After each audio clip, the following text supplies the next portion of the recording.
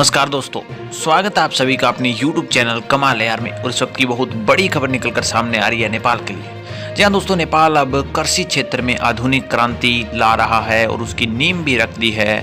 ये बहुत बड़ी बात है। और इसके अलावा इसमें भी सहायता कर रहा है भारत, ये भी उससे भी बड़ी बात है।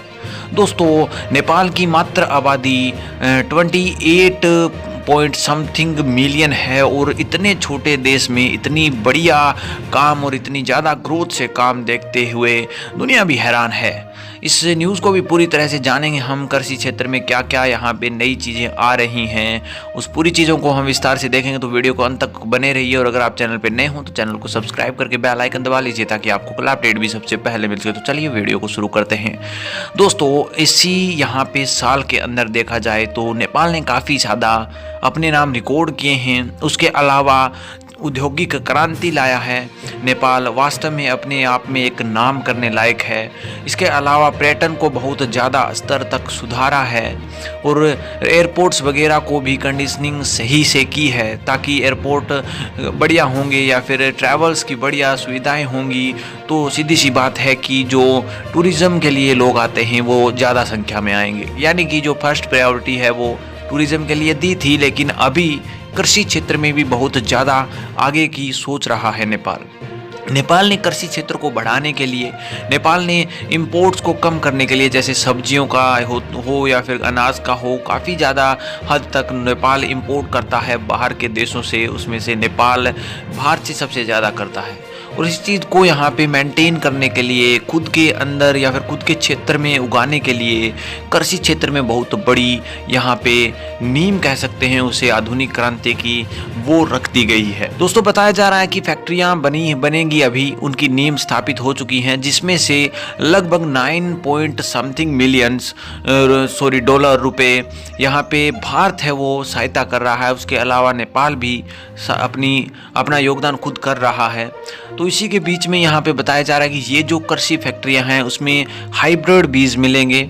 हाइब्रिड बीज ऐसे मिलेंगे जिससे उत्पादन दर है वो एक जो किलो होता है उसमें ज़्यादा हो जाएगी। यानी कि 1 एकड़ ज़मीन होती है उसमें उत्पादन अभी ज़्यादा होगा। इसके अलावा हाइब्रिड बीज के अलावा जो DAP वगैरह खाद वगैरह होता है, फर्टिलाइज़र के जितने भी सामान होते हैं वो सारे के सारे यहाँ पर ही बनाए जाएंगे और लोगों को उपलब्ध करवाए जाएंगे। तो ये भी कहीं ना कहीं बहुत बड़ी बात है।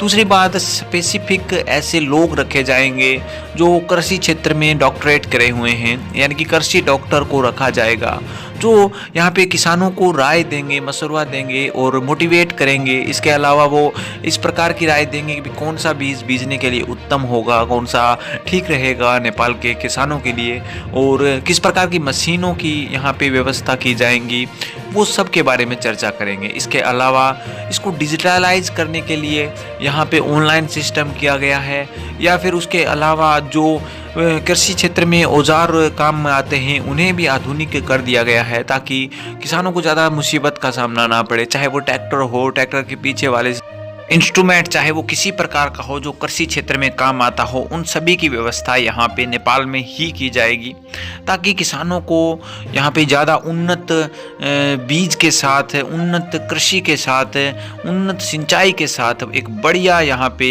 उत्पादन मिले और जिसके कारण किसानों का भला तो हो ही हो, इसके साथ साथ नेपाल का भी बहुत ज़्यादा भला हो। ताकि अगर उत्पादन ज़्यादा होगा, फसलें अच्छी होंगी तो जाहिर सी बात है कि सब्जियां वगैरह या फिर जो खाने का अनाज है या फिर जो अन्य यूजेस होते हैं अनाज के, वो यहाँ पे इंपोर्ट्स बहुत ज़्यादा कम हो जाए ताकि नेपाल ग्रोथ करने में और ज़्यादा आगे बढ़े। कहीं ना कहीं बहुत अच्छी सोच को दर्शाता है दोस्तों। और इसके उद्घाटन में सबसे बड़ी बात ये रही कि नेपाल के साथ भारत भी आया, भारत को बुलाया गया क्योंकि उन्होंने भी अनुदान किया था, उन्होंने भी सहायता की थी। तो कहीं ना कहीं मित्रता की ओर भी संकेत करता है ये। तो दोस्तों, कैसी लगी आपको न्यूज़? आपके आइडियाज़ हैं वो कमेंट सेक्शन में ज़रूर लिखिएगा। और आज के लिए इतना ही। आगे कोई नया अपडेट मिलता है तो फिर आपके सामने हाजिर होंगे। तो वीडियो को लाइक कीजिए, शेयर कीजिए और अगर आप चैनल पर नए हों तो चैनल को सब्सक्राइब करके बेल आइकन दबा लीजिए ताकि आपको अगला अपडेट भी सबसे पहले मिल सके।